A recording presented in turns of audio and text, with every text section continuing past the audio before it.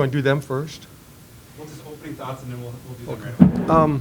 Opening thoughts, I thought very proud of obviously the way the guys played. We're without some really key members of our team, and I thought that our core that needs to play well, played well consistently, and it was trying to get others on board as we went along. And I thought we were a little bit better. We got some great plays certainly out of these two guys next to me. I thought both teams played well, but we got some really key plays at a critical time out of these guys here that got us a win. We got great goaltending, and I like Fairbanks. I think they're a great hockey team. We've played them 3 times now, and they've all been kind of like that. I think they have a little bit more overall impact of depth than we have, but when it got to a point where the benches were a little shorter and guys were getting a little bit more minutes, I thought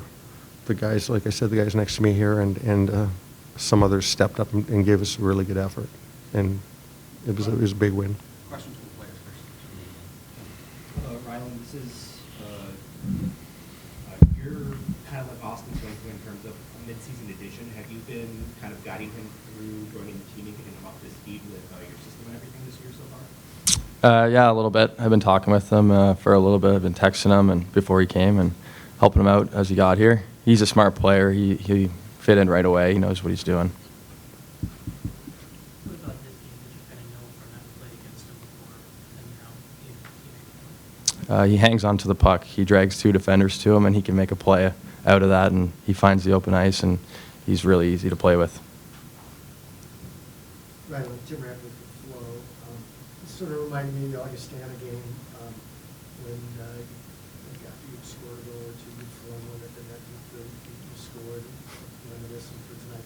Were you feeling like, hey, this might be a good night to just throwing the pucks at the net? After that first goal, yeah, I felt pretty good. My legs started to feel a little bit better and started loosening up a little bit, and I just saw an opening and fired it. Logan, how key was possession, not the overtime goal that you were able to net? Yeah, possession overtime is very crucial. Getting that first face-off win and kind of hanging on to it, not really giving them a shot. So it's a good job by Chase to kind of delay when we had to get our numbers back and regroup. Logan, how well do you remember 2019 and good times scoring that well in the championship game? Yeah, I mean, obviously still remember it, but that's history. We got a new championship to win tomorrow. We either have Ferris or Michigan State going into tomorrow. You've already played Ferris. Is there anything you guys are prepped for Michigan State, I guess, if you kind of seen them? Yeah, I think we're just going to kind of worry about our own group, kind of how we can grow, and obviously watch some film on whoever we play to be ready. Any other questions from the guys? Just a quick one. Logan, I saw Blake very pleased after you scored the goal. Did he ever get into the bottom of the big pile with you? Yeah, I think he made his way in there, kind of gave me a knucks, and told each other a good game, so yeah, it was fun. Any words exchanged you can share with us? Yeah, I don't really remember exactly, probably just a good game and good job. You guys are good. All right, thank you. Thank you. Great job. Great job. You help get back. You gotta figure it out. Keep taking it right. Hi, Matthew.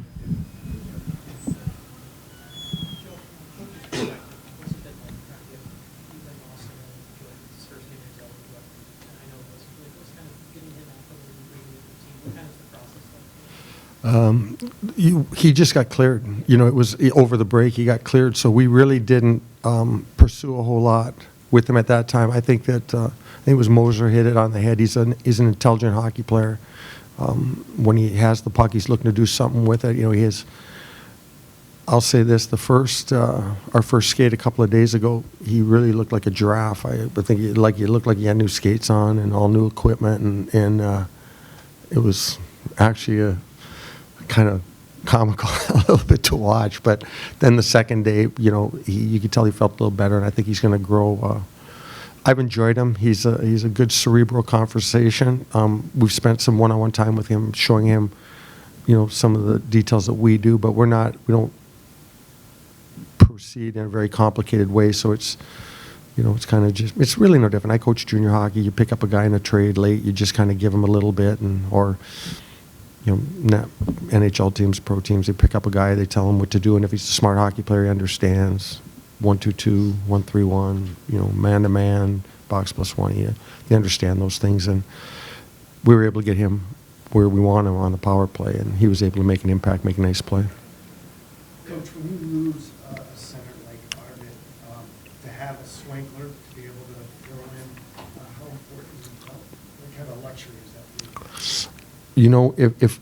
If Arvid is able to get healthy, and we kind of, as a staff, are feeling a little bit good about the fact that we also have a really good freshman that's at the World Juniors playing for Finland. We were without two centermen down the gut. We had a guy, I thought, that plays Richards, who's a winger, filled in at center for us and did a really good job for us. But we're looking at some point here, hopefully, health permitting, we're looking at having Arvid and Logan, Pietila, and Swanks, and who am I missing? Arvid, Logan, Swanks, and Max Koskapirti, who's playing again with Finland right now at the World. So we feel that you need to be strong down the middle. We're certainly strong in goal. I think we have some good components on defense, and being strong down the middle at the forward position, they have a lot of responsibility. So we're really happy. I don't know if we've won. Arvid's been hurt a couple times in his 4 years, and I'm not sure we've won with him out of the lineup. So, I don't know if he liked it too much, but I shook his hand after the game, and, he gave me a hug, and I said, it's nice to win a game without you in the lineup. Take that the right way. Please take it the right way. Yeah, was there any chalk talk between the second and third period where you saw the players just kind of bonding around either, strategy-wise or play-wise? Because you can feel those last couple goals come. Yeah. Yeah, I thought we were, I think we're a little bit like, I have a couple analogies. I think we're a little bit like the Red Wings in that I wouldn't right now tell my team to watch the Red Wings and let's model after that and watch it, because they're great on one night and they beat themselves on other nights, and we're like that, and I think that our mentality is kind of the same in that. That's part of growth. And right now, what the Red Wings are doing, I know what we have to do is you have a good young talent base, and you want those guys to grow, but they got to play. They got to play to grow. I think when the Red Wings figure out who their skill is and who's gonna be there in the long haul, they'll start manufacturing that roster. Right now, they're just giving a lot of guys a lot of minutes to play, letting them learn from a lot of guys like DeBrincat and Patrick Kane, those guys. We're like that too. We beat ourselves a little bit, and I thought for 2 periods we kind of beat ourselves a little bit. We took, I think, 3 penalties tonight where we had clear pass opportunities and turned it over. Our penalty kill was phenomenal. Power play was good as well, but you kind of beat yourself, and we've kind of had a little bit. So my message to them after the second was, fellas, our game is like my golf swing. I'm the worst golfer in the Keweenaw Peninsula, and maybe the entire UP. I'm a terrible golfer. But if I go every day, I can figure it out a little bit and maybe get that score down around 40. I don't think I'd ever get in the 30s, but 40, 41. But it's not by doing things the right way. It's by doing a lot of wrong things a little bit better. A couple years ago, we won this tournament.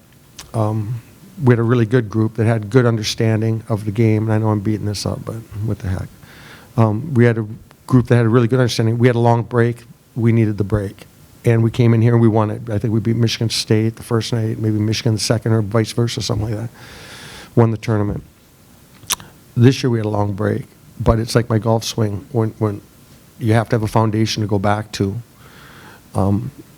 You'd like to just come back with a great understanding of the game. That's why Swanks fit in so well. I mean, we have a lot of guys. When we have guys, if we can figure out individually the game, learn the game, and I love our talent, I love our kids, I love our chemistry. If they can learn the game and simplify the game, when do I have to clear the zone? When can I make a play? And when you go away from a bit, we came back and we weren't very good to start. So that was what it was. Let's get it. I need lessons in my golf game if I'm ever going to improve it, and we need to understand the game and learn it if we're going to have success. And I think that that's the only limiting factor we have. We have goaltending. I mean, I like our team. I really, really like our team. I like the kids. I love the kids. So. Can you talk about Ryland Mosley? Goals are such a premium. 3 goals is enough to win a hockey game. A kid gets 2 in less than 2 minutes. Yeah. And you've seen it a lot. At that time. Yeah. He's done that for us, yeah. Yeah. Other multiple games. What kind of luxury is it to have a guy that can put the back like that? Well, going back to what I previously said, that doesn't just happen. You know, you don't go down $100 and put everything you got. You put your last whatever bit. It'd be foolish to put your last bit of money on one number on the roulette wheel and try to make up for weeks of losing. He's got a good foundation. You know, he's came in at Christmas time one year. Was okay. You know, was coming. It was COVID, so he didn't even skate in the first half. But he has an understanding of the game, so he knows when to do what and when not to do what, and he plays the game the right way. So the really good teams have those players, and I think a big thing that happened tonight wasn't any magic. We shortened the bench a little bit, and so we had certain guys like Logan, and you know, certain guys were on the ice more. Moser was on the ice a little bit more. Certain guys played a little bit more. And it doesn't matter who's sitting on the bench. What it matters is who's on the ice. And I think when we shortened the bench a little bit, we were able to get guys that were a little bit more impactive on the ice, and the depth wasn't, you know, the depth wasn't the issue that it might have been in the first half of the hockey game. GLI is usually the springboard for the second half of the season. Do you see the roster kind of coming into a little more changes, or do you still feel like you need to swap guys out on different lines, see who's blending together, or do you think you finally have that figured out after? Are you asking about are we going to bring any more players in? No, more like Okay, so guys that aren't in the lineup? yeah, where you jump Works up to the top line, for example, instead of when he was on Arvid's line. Yeah. Or you add Swankler in with Gorgon and Mosley. Do you see that chemistry sticking, or do you see more changes? I don't know. I think it's a constant tweak. You know what I mean? You're looking for what guys do really well and how they complement each other. And that's not a static situation. It changes. Some guy might be feeling it and some guy might not be feeling it. Some guy might be at the good part. He might not have good fundamentals, and he's at the good part of his, you know, but he's not doing things well. But, you know what I mean? So it's just making it, it's just trying to, no, it's not set. You know, our new guy's going to come in. We're going to take a look at some guys. We have an exhibition game next weekend, I think, at Northern. We're going to play a whole bunch of guys. Game doesn't count. Maybe everybody that hasn't played is going to get in that, so we can get a look at them and give them a chance to grow as well, because everybody works hard. But I think you're starting to see it tweak a little bit and get closer. What impact that has when Max gets back and when Arvid gets better. I don't know. Do one of those go to the wing? I don't know what we'll do. So. Somebody doesn't see that, but I'm just curious. You guys recruit Finland, I'm just kind of curious what the backstory is, why you guys have always done a really good job to get guys out of there. Well, I don't know if we always have, but that's been a real goal for me. I did it when I was in juniors. Have you been to Finland? Yeah. It's the UP. You know what I mean? It's the UP, and what I really like about the Finnish culture is they don't take things for granted, kind of. You know what I mean? It's more of a rural setting and not an urban setting overall. I mean, the biggest Helsinki's how many people? I don't know. And our community. I mean, we just had a school shut down that was over 100 years old. Sumi College. That's Finland. You know, so. It's a perfect fit. They can talk to people. We can have meals come in that are Finnish, and so it's a natural fit for us. And our coaches have done a good job of pulling us some players out of there that are good. With Max Cascaverdi at World Juniors, how valuable is that experience that you'll bring back for the second half of the season? I don't know. I mean, I just worry about what he does when he gets on the ice with us. So I don't. I mean, we'd love to have him come to center ice with a full house at the MAC and be able to represent him as gold medal in front of, so he could share that. But they're not off to a great start right now. So. Good. Thanks, everybody. Did you have something else? recruitment